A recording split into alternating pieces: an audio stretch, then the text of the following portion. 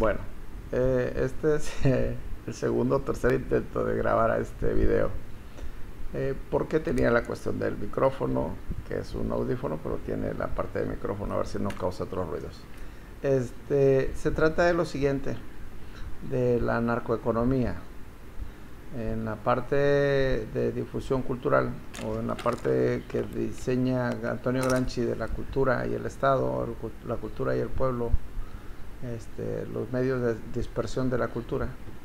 él comunica, él dice que entre más aprendamos, o traducción, entre más cultos seamos, es más difícil de engañarnos. Hace un par de días, platicando con un chileno vía internet, contestando los mensajes vía internet, él comentaba que le preocupa mucho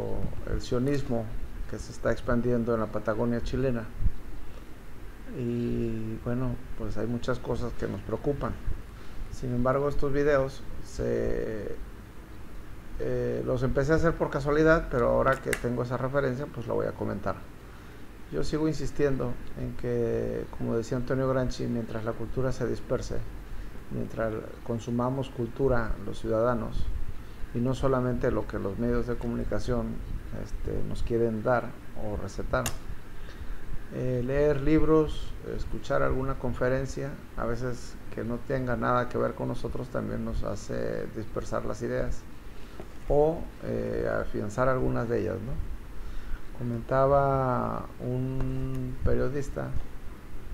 que entrevista, se llama Jorge Gestoso el periodista, y entrevista a un chileno, y después en otro programa, Los Indispensables, algo así, no me acuerdo cómo se llama su programa, pero es Jorge Gestoso, y entrevista a un uruguayo, donde él habla que hace años la marihuana entraba a esos países de Brasil y de otros países, claro, con frontera, y que de alguna forma pues eran personas que les incautaban el cargamento y no pasaba más, que eran 2 o 3 detenidos, pero detrás de ellos no había una organización. A estas fechas, después de casi 30 y tantos años de neoliberalismo, donde las fronteras se abrieron, donde las autoridades y policías son ciegos, sordos, y cuando les conviene son mudos, se han ido incrementando esas bandas, esos personajes se volvieron bandas,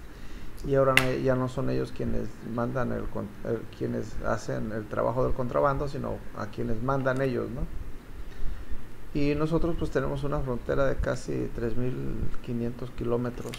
con Estados Unidos. Es muy difícil controlar una frontera, pero es más difícil cuando no existe la voluntad de controlarla. Aquí en México hubo un programa de Estados Unidos, de la CIA o de la DEA, que quiso investigar a dónde iban a parar unas armas que ellos mismos le vendían a los narcotraficantes. Es conocido por todo el mundo que de Estados Unidos a México viaja los dólares en féretros, en cajuelas, en maletas, en mochilas de niños, en juguetes, en cajas de mandado, bueno, en mil cosas. Y ahora ya sofisticándose, pues lo hacen por medio de bancos. Hay una anécdota de hace unos 6 años más o menos, de Scotiabank, donde se le encuentra, el Departamento del Tesoro le encuentra a Scotiabank que está lavando alrededor de 400,000 millones de dólares. Lo curioso aquí es que la multa que se le hace a Scotiabank por esos 4,000 millones de dólares no equivale ni siquiera al 1%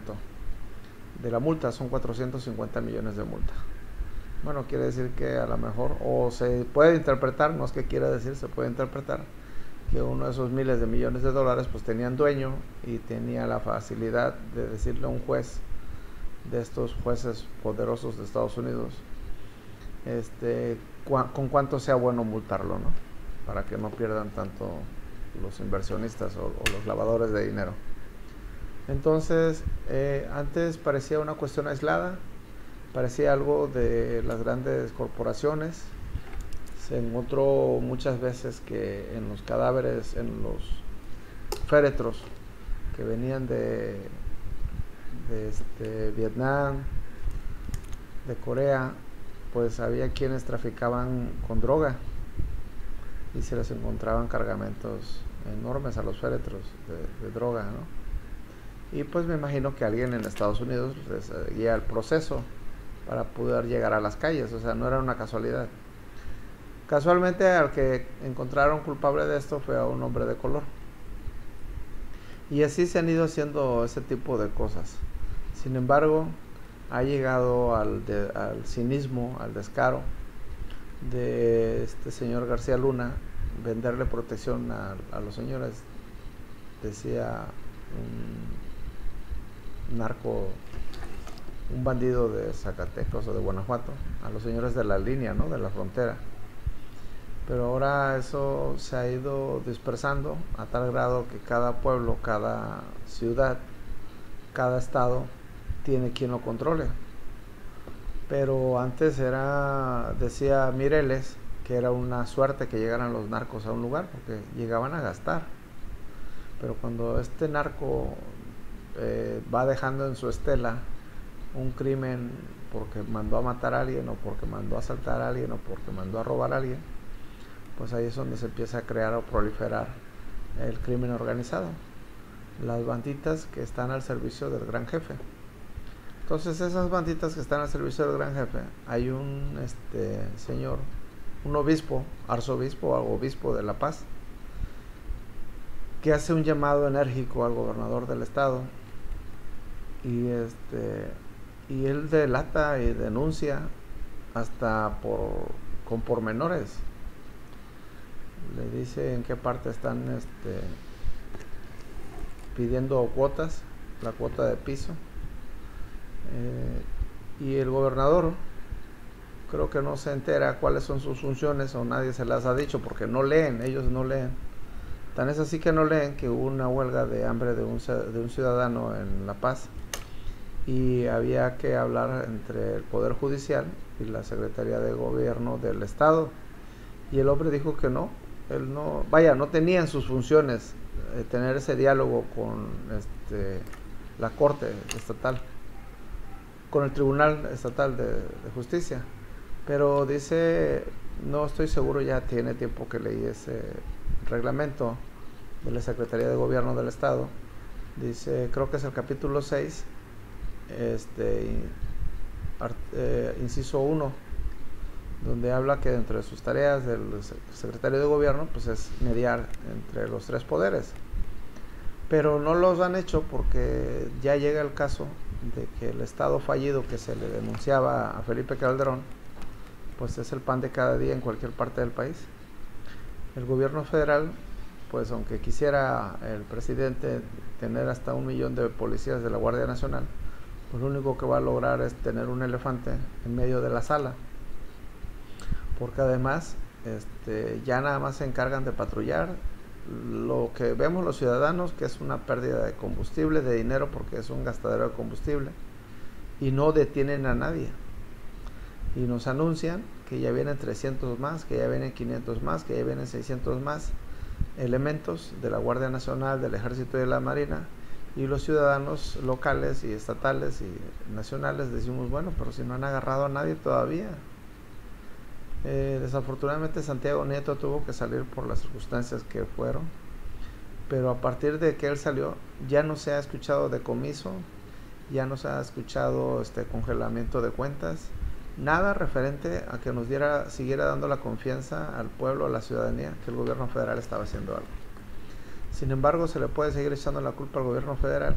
pero los gobiernos estatales, municipales, tienen que hacer cambios en su legislatura, en el Código Penal, en el reglamento de policía y mal gobierno. Tienen que hacer cambios porque una persona que es sorprendida haciendo ventas de algo ilícito, pues no se le puede estar deteniendo todos los días, ni cada fin de semana, sin que esta persona tenga que quedarse por más de 3-4 meses en la cárcel, en prisión.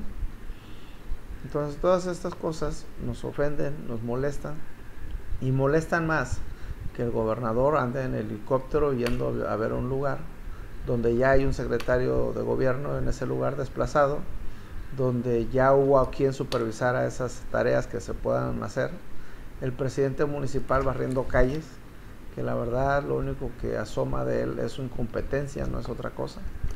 porque hay comercios que han ido a la quiebra por este tipo de situaciones que ya he comentado. Entonces, eso es lo ofensivo para la sociedad, esas son de las cosas que no nos gustan y que queremos que en un momento dado, pues el gobierno haga algo, el presidente municipal haga algo, porque ya esto es un vil desorden.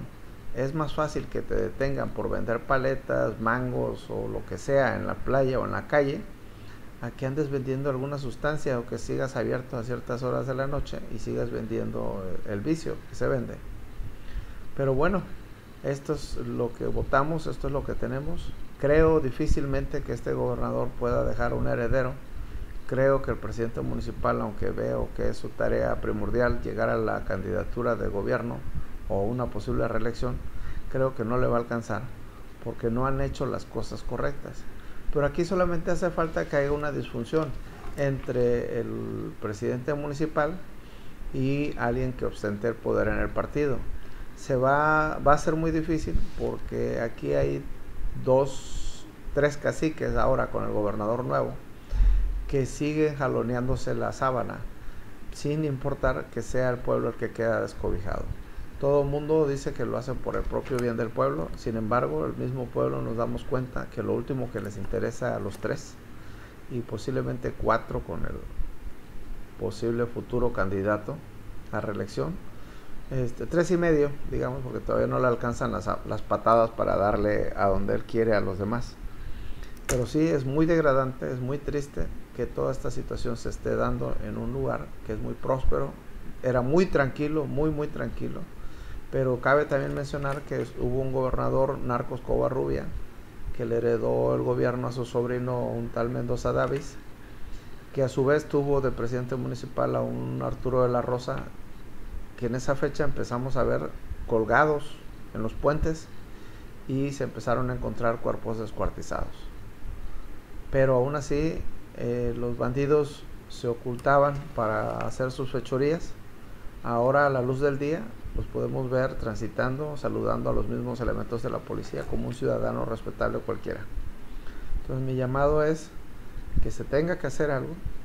no solamente para regresarlos a la sombra, sino para que esto vuelva a ser el pueblo que mucha gente se enamoró. Y ahora que estamos de moda, mucha gente se está viniendo a vivir a México. Lo más razonable sería que esas personas que escogieron al país para vivir, para hacer sus vidas, pues tengan el respaldo de esa decisión con un gobierno que protege la seguridad de sus ciudadanos. Con esto es todo lo que quiero comentar y bueno, esperemos volvernos a ver en otra entrega. Acordémonos que estamos estudiando un poquito de las ideas de Antonio Gramsci, un filósofo italiano de los 1920, 1940 y tantos más o menos, que él muere después de haber estado un largo periodo en la cárcel. Muchas gracias y estamos en contacto.